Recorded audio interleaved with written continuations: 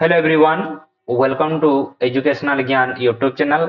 आज सेसन रे आमे नवम श्रेणी रो जो इंटरनल असेसमेंट 3 चली तार आमे विज्ञान रो प्रश्न पत्र डिस्कशन करबा। ऑलरेडी आमे तमरो ओडिया रो प्रश्न पत्र डिस्कशन कर सारी जो माने देखि न डिस्क्रिप्शन लिंक दे देछि जाई कि तमे देखि देबा। चलो अभी आमे आलोचना करिबारे पिला माने देखो प्रथम प्रश्न रे देछि तमरो कोन देखो ग्रीक भाषा रे आटम रो अर्थ कोन जोटा कि तुमरो मार्क रहउछि केवल गुटे मार्क।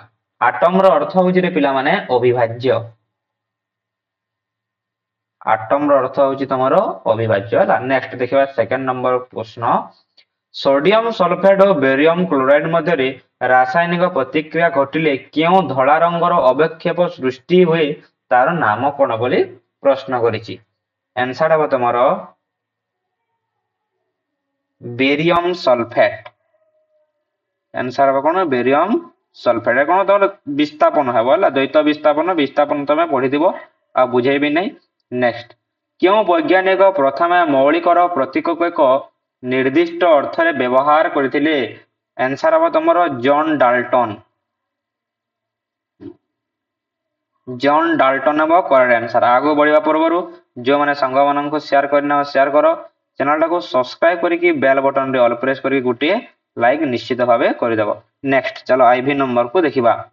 आईवी नंबर कहिछि केते मसियारो C12 समवाय रे 1/12 अंश मानन को एकक रूपे विश्वव्यापी ग्रहण करा गला। एटा हबो तमरो 1961। तमे ओडिया रे भी तमे लिखि पारिबो हला।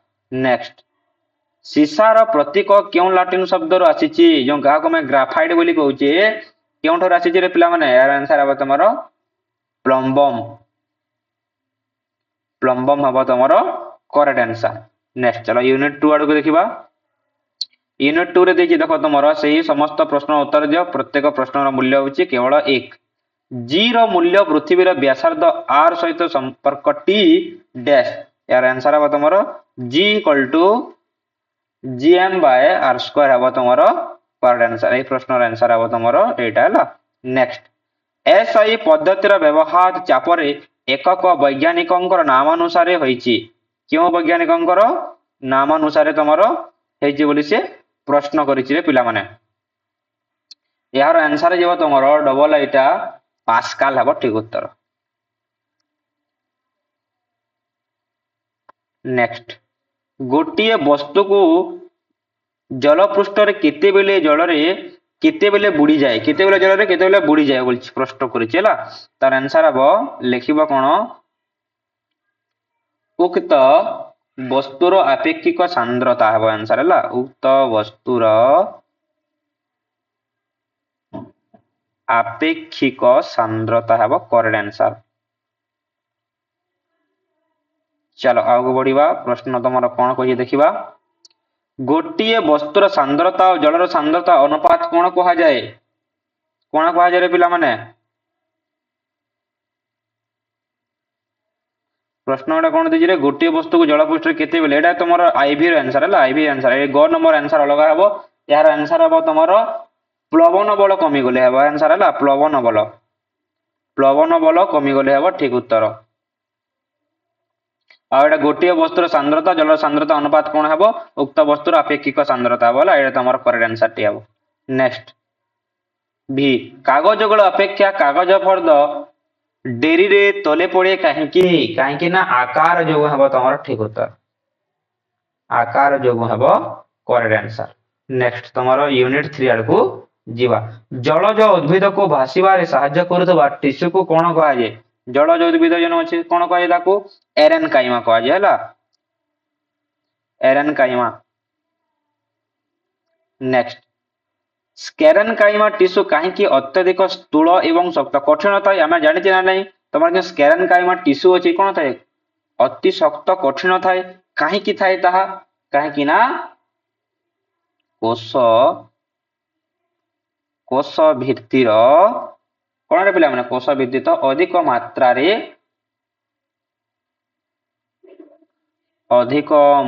रे कोन थाए लिग्निन जमा थिबार हला। लिग्निन जमा थिबार हबो ठीक उत्तर। नेक्स्ट ସଂଯୋଜକ ଟିସୁର ଅନ୍ତର୍କୋଷୀୟ ସ୍ଥାନ କେଉଁଥିରେ ଭରି ରହିଥାଏ? ଆନ୍ସର ହେବ ତମର ମାଟ୍ରିକ୍ସ ହେବ ଠିକ ଉତ୍ତର ହେଲା ମାଟ୍ରିକ୍ସ। ନେକ୍ସଟ, ରକ୍ତର ରଙ୍ଗ ଲାଲ ହୁଏ କାହିଁକି? କାହିଁକି ପିଲାମାନେ ରକ୍ତର ରଙ୍ଗ ଲାଲ ହୁଏ? ହିମୋଗ୍ଲୋବିନ ଯୋଗୁ ହେଲା। जो हिमोग्लोबिन अच्छी ना से हिमोग्लोबिन जो तुम लाल हुए। आउ तुम जो पत्रर रंग कहीं सबुज हुए एटा कमेंट सेक्शन में कमेंट करिवो होला। पत्रर रंग सबुज कहीं हुए कमेंट सेक्शन में कमेंट करिवो। नेक्स्ट देखिबा चलो, बासोफिल रे क्यों रंग को कणिका थाए? यह तुमको मो टेलीग्राम रे दे देबी, डिस्क्रिप्शन बॉक्स रे तुम टेलीग्राम लिंक अछि जाई कि जॉइन कर देबो। नेक्स्ट चलो देखो, आईवी जक्ष्मा अणुजीव आम शरीर डैश रंग को आक्रांत करि थाए। जक्ष्मा आमे जानि जे जक्ष्मा वायु प्रवाह द्वारा होई थाए। यह आम शरीर कोन नष्ट करि थाए रे? फुसफुस। रोगर निर्दिष्ट प्रतिषेधक व्यवस्था कहले डैश पद्धति को बुझाए। यह मो टेलीग्राम रे दे देबी। आंथ्रास एक डैश जनित रोग। आंथ्रास कोन रे? आंथ्रास गुटी बीजाणु हटे हला। नेक्स्ट, आवश्यक स्थले जलांतक जलांतक क्यों पशु कामुड़िले हुए? कुकुर कामुड़िले जलांतक रोग हुए। बूस्टर टीका डैश दिन रे नेबाको पड़ी थाए। देखो, आवश्यक स्थले जलांतक रोगर बूस्टर टीका डैश दिन रे नेबाको पड़ी थाए। डैश दिन रे 24 घंटा आमे जानि जे कोन 72 घंटा मध्ये नेबाको पड़ी थाए, किंतु डैश दिन रे बोलछि आंसर हबा तम 90 दिन रे होला आंसर। नेक्स्ट, डैश रो बहुल व्यवहार फल शरीर औषधर सहनशीलता वृद्धि पाए। आंसर हबा तमरो एंटीबायोटिक हला। आंसर हबा तमरो एंटीबायोटिक हबा तमरो आंसर।